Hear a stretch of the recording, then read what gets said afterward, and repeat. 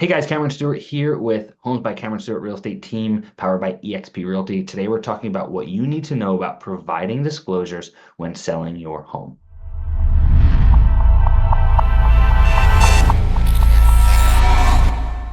All right, providing disclosures when selling your home. There's tons of disclosures when selling your home. Let's talk about what they are, why they're there, what they're intended to do, and how we need to execute on them.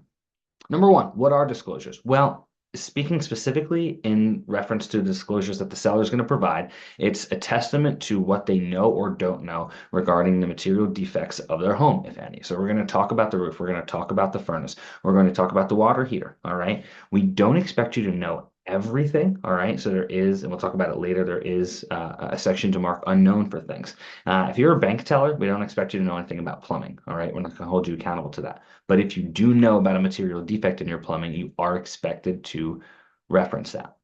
Why are disclosures important? Well, disclosures are important for a bunch of reasons. The main reason is when a buyer is looking to purchase a home, they need to know about the mechanical workings of the house. All right. It's important to understand, especially from the financing aspect. The banks need to know, the buyer needs to know. We need to know what the skinny is on the house.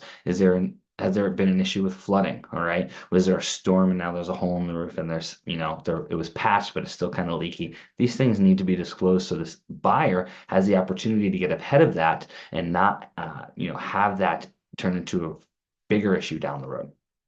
What information needs to be disclosed? Well, there's a ton of information. All right. We talked about some of them: roof, foundation, furnace. Honestly, if you go from the top of the house, the roof line, you go down to the basement, all of it's in there. It needs to be disclosed.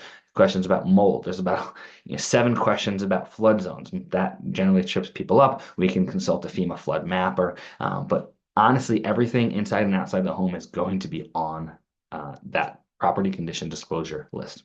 When should disclosures be provided? Most disclosures are going to be provided prior to even listing the home. Okay, so when we list your home for sale on the multiple listing service, there's going to be an attachment file there, okay, which allows potential buyers agents to pull the property condition disclosure to review all of that prior to putting an offer in. Transparency is key. The more buyers know ahead of time, the easier the transaction is going to be. So 99 times out of 100, the property condition disclosures are going to be able to be reviewed prior to putting an offer into a property. How should disclosures be provided? Well, they should generally be provided online, so it's very easy. It's 2024, we're going into 2025, okay? You provide them right on the MLS if you can. That way they're easily accessible, easily transparent.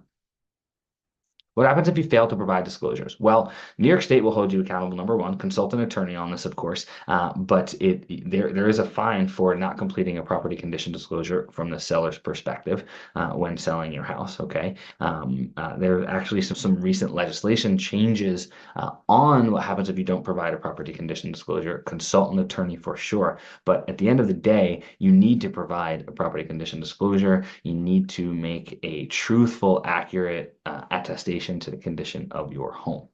Thanks for joining us today, folks. Cameron Stewart with eXp Realty and the Homes by Cameron Real Estate Team.